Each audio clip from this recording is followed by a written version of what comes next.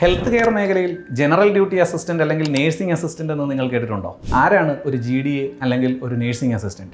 ഇന്ത്യയിലും ഗൾഫ് രാജ്യങ്ങളിലും യൂറോപ്യൻ കൺട്രീസിലും ഇന്ന് ഏറ്റവും കൂടുതൽ ജോബ് ഓപ്പർച്യൂണിറ്റീസ് ഉള്ളത് കൃത്യമായ ട്രെയിനിങ്ങും വാലിഡ് ആയിട്ടുള്ള സർട്ടിഫിക്കേഷൻസും ലഭിച്ചിട്ടുള്ള നേഴ്സിംഗ് അസിസ്റ്റന്റുമാർക്കാണ്. ഹോസ്പിറ്റലുകൾ, കെയർ ഹോമുകൾ, ഹോം ഹെൽത്ത് സെന്ററുകൾ, ക്ലിനിക്കുകൾ തുടങ്ങിയ ഇടങ്ങളിൽ ഒരു ഡോക്ടറിൻ്റെയോ നേഴ്സിൻ്റെയോ മേൽനോട്ടത്തിൽ രോഗികളെ പരിചരിക്കുന്നതിനും നേഴ്സസിൻ്റെ ജോലി എളുപ്പമാക്കുന്നതിനും സഹായിക്കുന്ന നേഴ്സിംഗ് അസിസ്റ്റന്റുമാരെയാണ് GDA എന്നതുകൊണ്ട് ഉദ്ദേശിക്കുന്നത്. നേഴ്സിംഗ് സ്റ്റാഫിന് സപ്പോർട്ടീവായി നിന്നുകൊണ്ട് രോഗികൾക്ക് കൃത്യമായി മരുന്നുകൾ നൽകുന്നതിനും അവരുടെ ഭക്ഷണം, ആംബുലേഷൻ, വ്യായാമം, ഫിസിക്കൽ തെറാപ്പി തുടങ്ങിയവയിൽ സഹായിക്കുന്നതിനും ബേസിക് വൈറ്റൽസായ body temperature, respiration rate, pulse rate, sugar, BP തുടങ്ങിയവ ചെക്ക് ചെയ്യുന്നതിനും രോഗിയുടെ സുരക്ഷയും ശുചിത്വവും പരിപാലിക്കുകയും അവർക്ക് മാനസികവും വൈകാരികവുമായ പിന്തുണ നൽകുകയും ചെയ്യുക എന്നുള്ളതാണ് ഒരു GDA സ്റ്റാഫിൻ്റെ കർത്തവ്യം.